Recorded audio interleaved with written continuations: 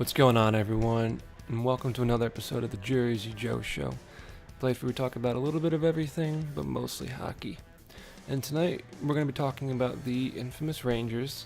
As much as it pains me to say, they're actually a pretty damn good team this season.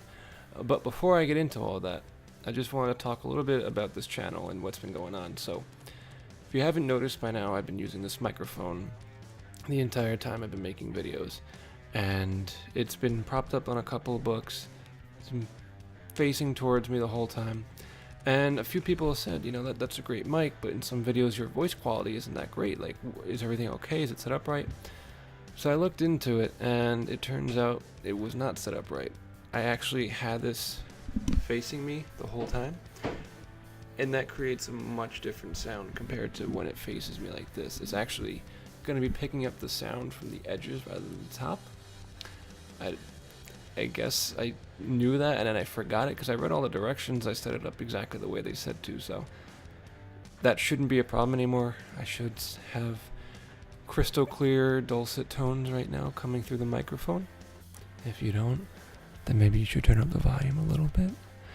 And so tonight, with this new setup, I want to talk about the Rangers. So, as you know, they got knocked out of the second round of the playoffs last season to the Ottawa Senators, and the general consensus is that the Rangers should have won that series. I disagree, mainly because I love Ottawa, mainly because I'm a Devils fan, but there is a point to people who are saying that.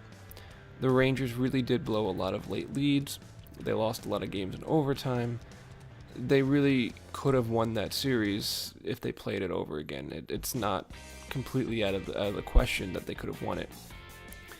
And so, going into next season, I guess you can call it a knee-jerk reaction, but I don't know. They made a lot of changes that I think were necessary, but I think a good portion of them were a bit too soon for what they were trying to do. So let's take a look at what they did this offseason. So, the biggest one right away is the arrival of Kevin Shattenkirk. 4 years, signed the contract, picked up out of the free agency market. He was thinking about going to Buffalo, New Jersey as well, I think. And weirdly, he took less money in a lesser term to play for the Rangers. I mean, I get it. He's a Rangers fan since he was a kid. But that's a lot of money to give up just to play for your favorite team. But I'd play for the Devils for free, so I shouldn't even be talking. And then they picked up David Desharnais, Anthony Angelo, Lias Andersson, and Andre Pavlik.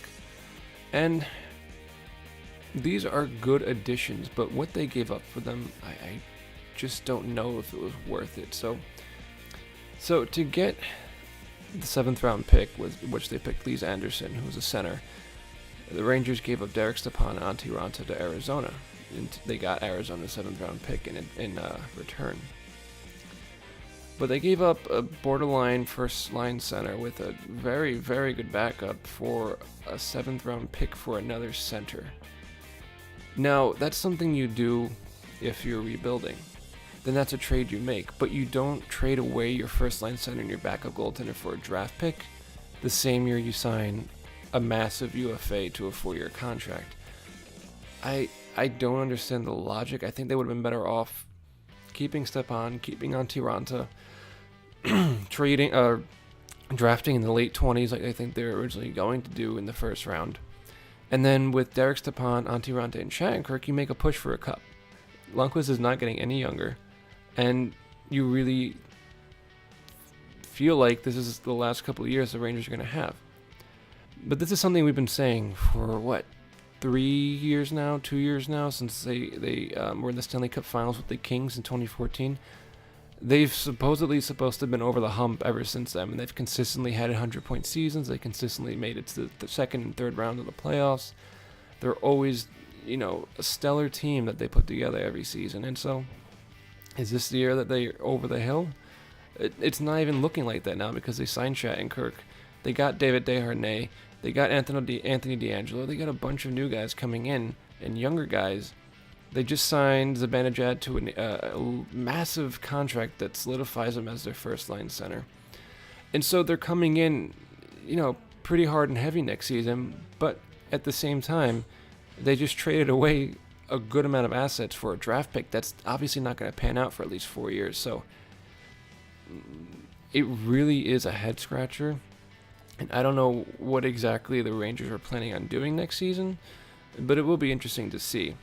And so going into next season, not really sure what to expect. They, I think, always punch a little bit above their weight. I think Lundqvist bails them out, a decent amount. But they did shed a lot of dead weight this offseason. Well, there was just so much that happened. It's hard to really take a look at the team and say this is how they'll be. They bought out Dan Girardi and replaced him pretty much with Kevin Shattenkirk. They're not going to be playing the same pairings, obviously, but you now have Kevin Shattenkirk in that top pairing with Ryan McDonagh, and that's easily going to be one of, if not the best, defensive pairings in the Metro Division. And then you have Lundqvist, who's staying strong despite his age. You have a number of young guys coming up. Your second and third pairings are okay. They're not the best, but they're not completely lackluster either. They get the job done.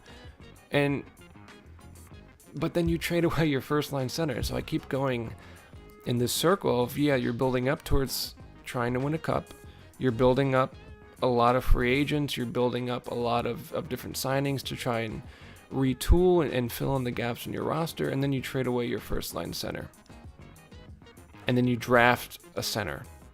It's not even like they were drafting a defenseman or a goalie or something that they may have needed 2 or 3 years down the line.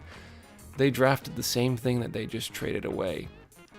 I really do not understand it. Maybe a Rangers fan knows a little bit more. They can comment below and let me know what the actual reasoning was. Maybe it was something with the contracts or money-wise, but I haven't been hearing the Rangers having cap issues. I mean, they had enough room to sign Shattenkirk. They bought out Dan Girardi, so it's not like they needed the room. I don't know. It's going to be a fun team to watch next year. They're going to be very fast. I'm really looking forward to seeing Shattenkirk playing with Ryan McDonagh.